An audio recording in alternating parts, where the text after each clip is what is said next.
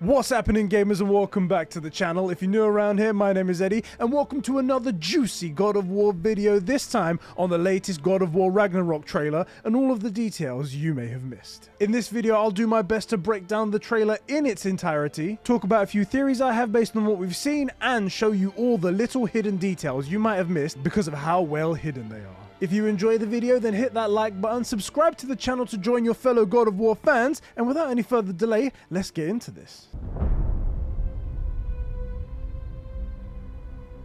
Everyone keeps secrets.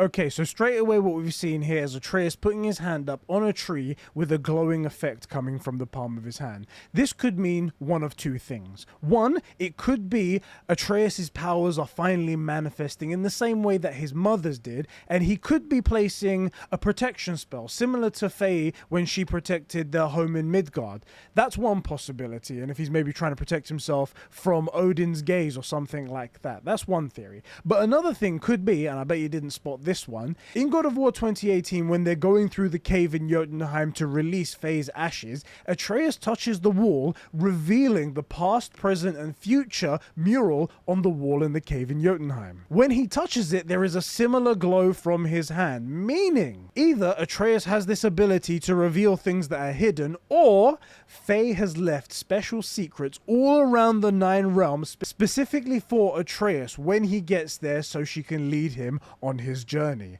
which is really cool in my opinion. It's not out of the realms of possibility to think that, because Faye had foreseen all of the events leading up to the last game, so what's to say that she hasn't seen even further in the future and left helpful hints along their journey. I think this is a really cool theory. Personally, I really like it, and I think it's pretty likely. Let's continue. Sometimes it's the only way to protect the ones we love.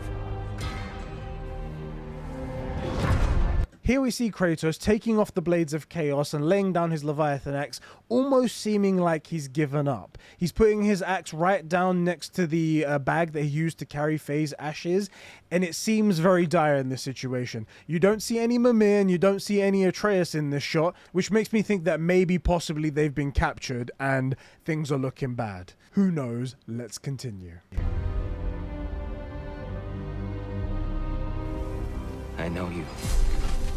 This is a very cool shot. So this is the moment clearly after we visit Tyr, we find him, we break him free using the Blades of Chaos. But one little detail you maybe didn't notice in this spot. Have a look at Kratos' Bifrost.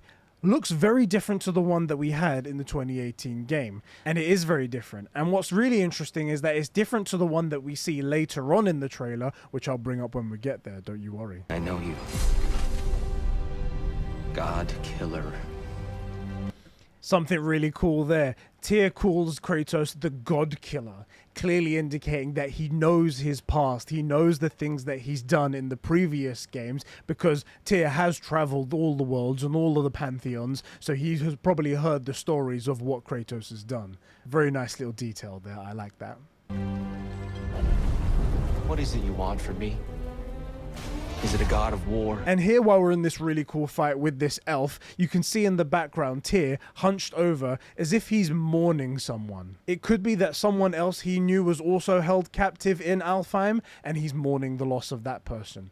We'll find out, I guess. War you came to find. You don't really want war, do you, Kratos? And here we see who we believe to be Odin. We only see a silhouette similar to how we see Kratos in the first God of War game coming through the door. Very, very cool. In the same way that we open up the door to Baldur as well in the first game. That's very cool. But this time it's Atreus that's opening the door.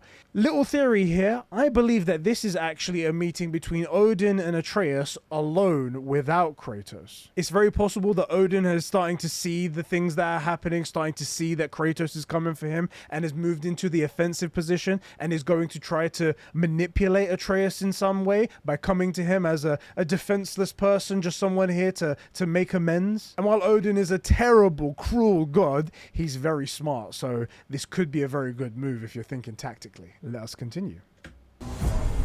All that blood on your hands?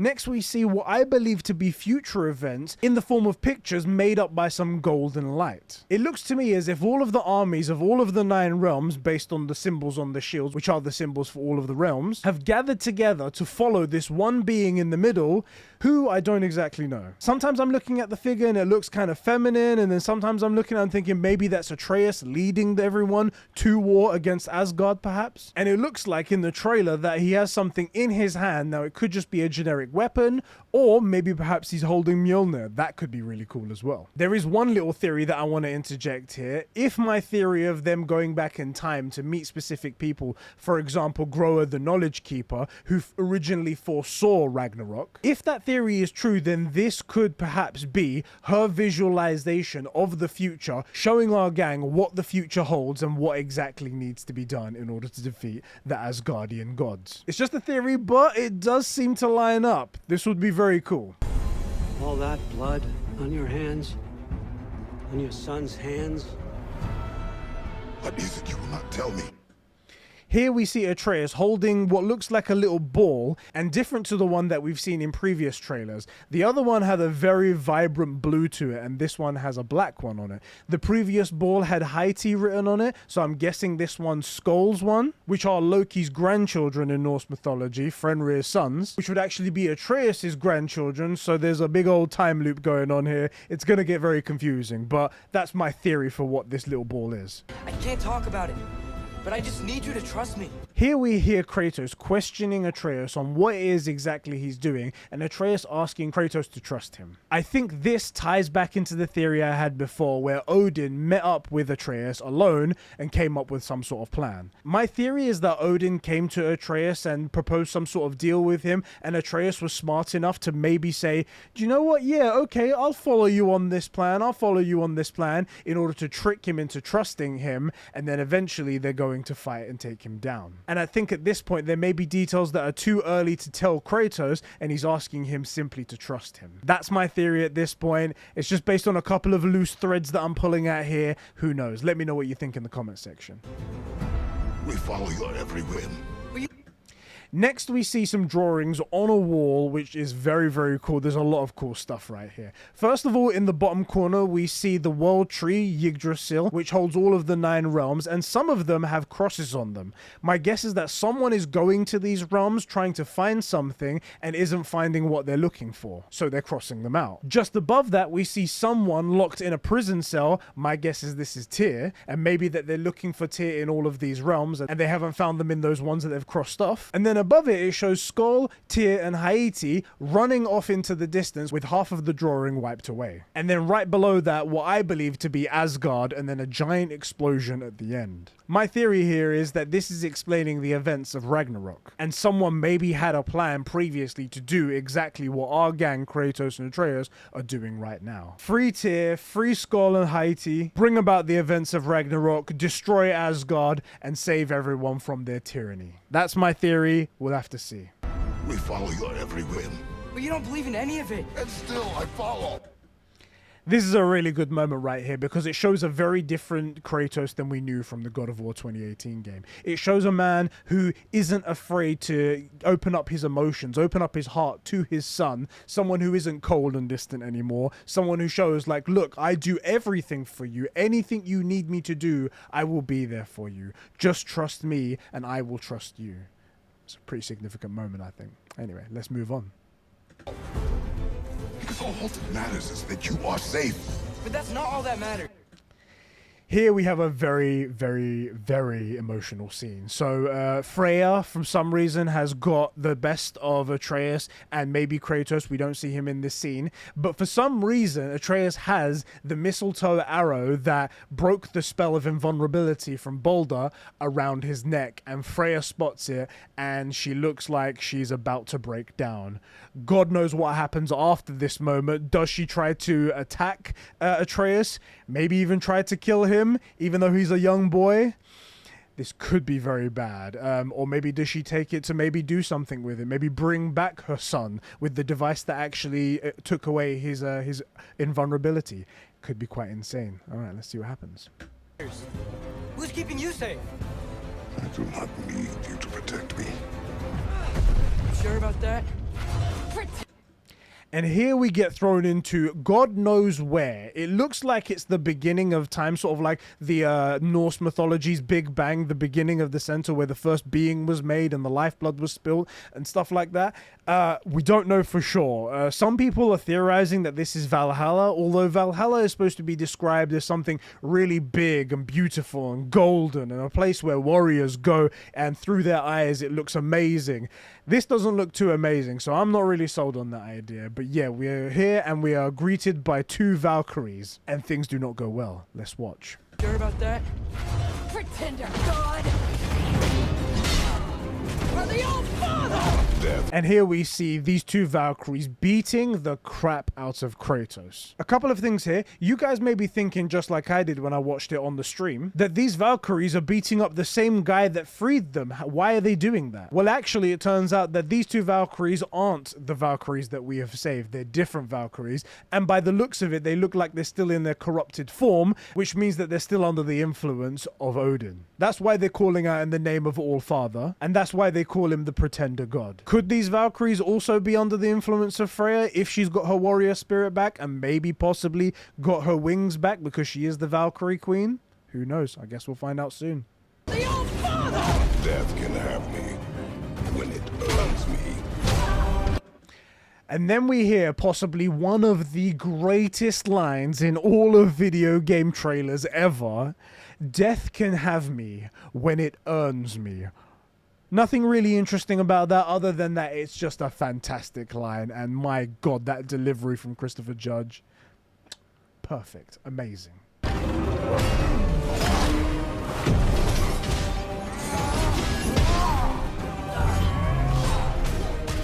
Here we see an interesting thing. After beating up a bunch of enemies in different places like Svartalheim, Helheim, and now Alfheim, we can see one interesting detail here, a brand new shield that we have never seen before. We've seen a rectangular one, we've seen an oval-shaped one, but we haven't seen this one, which is almost a combination of both of them together with cutouts at the top and bottom. Who knows what the deal is with this one? He's not holding any weapons in his hands when he's attacking with this shield, so maybe it's a shield-only type of combat. Could be really cool. We'll see soon, eh? What do you even know of godhood? Here we see some sort of knight which looks very menacing, very big. You don't know much about this enemy. The only thing I can guess from this is that maybe it's an Asgardian warrior, someone sent by Odin, just based on how massive he is and his amazing weapon. I guess we'll find that out soon. Know of godhood. In your lifetimes, has anyone ever worshipped? Here we can see a few enemies that we've seen before. They look like humans, but they look almost grayed out, almost like they're dead. That is because they are dead. These are warriors who have died in battle and have been sent to Valhalla. And in Norse mythology, Valhalla is a place where warriors wait so they could be called upon by Odin to be sent back into battle come Ragnarok. So that's who these guys are right here. Pretty cool stuff. Ever worshipped you? Ever prayed to you?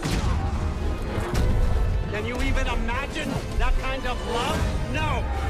And here we have a brand new enemy we haven't seen before, and it looks like it's on Muspelheim. This enemy is actually called the Phantom Flame, and it's got some sort of runic symbol right there. I'm not exactly sure what that means, but it looks like just a ball of sentient lava. Looks very, very cool, and it looks like it's part of like some trials in order to get to Surtur. He is a fire demon who actually destroys Asgard come Ragnarok, and he has been training his entire life for this moment. Now I'm going to go back for a moment so we can hear exactly what Odin says in this next piece. What do you even know of godhood? In your lifetimes, has anyone ever worshipped you? Ever prayed to you? Can you even imagine that kind of love? No! You don't care about anything beyond yourself. Beyond the monster who kills without cause. It's pretty clear now that that's Odin. Who else would speak like that about people worshipping him, being that vain, being that full of themselves? It has to be Odin. And those lines are very well written. I like it a lot. Let's continue. Here we have one character that we actually don't know who they are. When I first watched the stream, I thought that was Agraboda, but looking at it carefully, it doesn't look like her at all. The hair's all different. There's a sword on her back. It doesn't look like her at all. If I had to make one guess, I think that maybe possibly this could be Groa. As I mentioned before, Groa the Knowledge Keeper, the one that foresaw Ragnarok for the first time, and perhaps Kratos is trying to save her from being killed or captured in a different timeline or something like that. I don't know, but they are being attacked by someone who has the ability to use the Vanir magic. As you can see, the trees being pulled down around them, similar to the way that Freya was using her magic in Midgard. So yeah, this is pretty tense.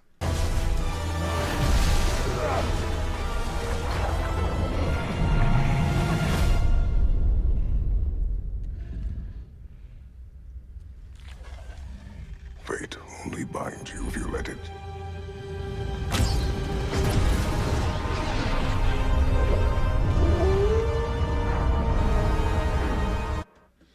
And here, one of the coolest scenes that give me goosebumps every time I watch it.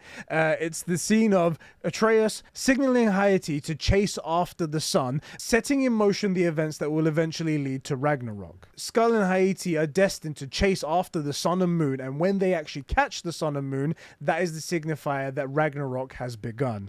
And this is the beginning of that. The only problem here is that in the God of War 2018 game, Mimir tells us that Odin already released Skull and Hati so that they can begin their chase of the sun and moon, which means that this could be a completely different timeline, which is the way that I'm leaning. Or possibly because Atreus is their grandfather, he could have told them to perhaps stop so we can stop the events of Ragnarok, but then something happens where they're like, no, I think actually starting Ragnarok is the best course of action. Let's start it up again. Either way, this is an incredible scene and I love it to bits. Let's watch more. Do what is necessary. In the very next scene, we see something really awesome as well. Kratos walking towards the light in Alfheim again. Last time in the 2018 game, he went into the light of Alfheim to recharge the Bifrost and found himself chasing some light and seeing some memories of the past, or seeing some thoughts that he's been having. He found himself chasing some light, and you can tell that he was feeling that that was Faye, and he's pretty much right. Cory Barlog in interviews afterwards confirmed that a part of Faye is stuck in the light of Alfheim, and he's going back there to feel her. Isn't that great? Just that story between two people in love. He just wants to feel her again. That's incredible story writing. This, I have absolutely no idea. When I first saw it, I thought to myself of God of War 1, Poseidon's daughters, but I don't know what they'll be doing in the Norse realm, so who knows? Maybe it's a completely different type of mermaid creature, who knows, but yeah, that's happening. Not because it is written. Here we have something really interesting. So we are clearly in the realm between realms. It looks very similar, except everything is covered in snow and ice. And this looks to be the top of the world tree. And as you can see, it's littered with glowing birds or ravens of some sort, which means that it could be two things. One, it could be the tree that Odin hung himself from to gain the knowledge of all the realms. The tree that he hung himself from for 10 days before being spat out and thrown into the land of the living. That's what the ravens could be. And this is only because they're glowing. I'm thinking that maybe possibly these are souls from Jotnar. These are Jotun souls placed in the safety of the realm between realms, similar to the Jotunheim Tower. Because after all, the Jotuns were brought to Jotunheim for protection, and then when we got there, they all seemed to be dead. Where did they go? Perhaps they went here. Let's move on. Here we see a giant mushroom creature. No idea what that could be. Some people are saying that maybe that this is Atreus because, you know, Loki likes to change forms and stuff like that. Maybe that's him getting his abilities in full. I don't know about that. It seems a little bit of a stretch, especially because like he's not got that far yet. But we do know that this is in Alfheim because we can see the light of Alfheim in the background right there. Yeah. And here we can see Tyr helping up Kratos, pulling him up by his blades of chaos. Clearly he must have fallen somehow, and he saved him in this brotherhood moment right here. It's great.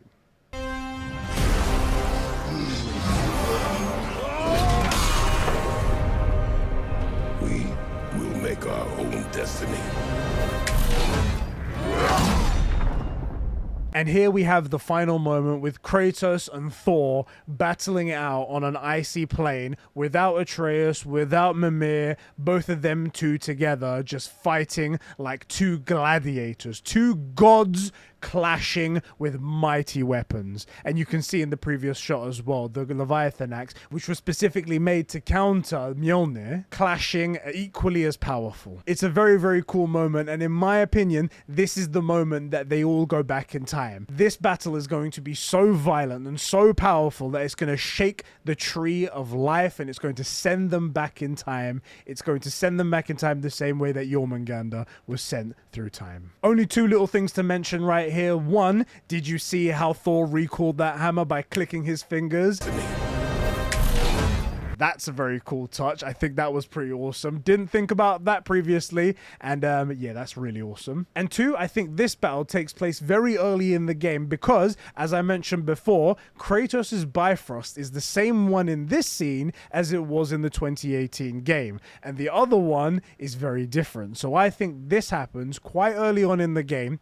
He gets thrown back in time, and then he has to make something brand new. That's my personal theory, and that's my interesting little bit that I think maybe you missed. That is the trailer broken down for you guys with all the interesting little details I think you guys may have missed. If there's anything you think that I've missed, please let me know in the comment section and we could talk about it. I love to nerd out about God of War and all that kind of stuff. Sorry, sorry for all of the mispronunciation of names probably. I'm terrible with them, but you know, I'm trying my best here. And let me know what your favorite scene from this trailer was. Personally, I'm really stuck between the Light of Alfheim, Skoll and Hati looking up at the golden sky and then breaking apart with the howling, and then this final bit. It's just too hard to tell. They're all just so freaking amazing. This trailer was incredible. I hope you guys all enjoyed this video, and I'll catch you guys all in the next one. See you, boys.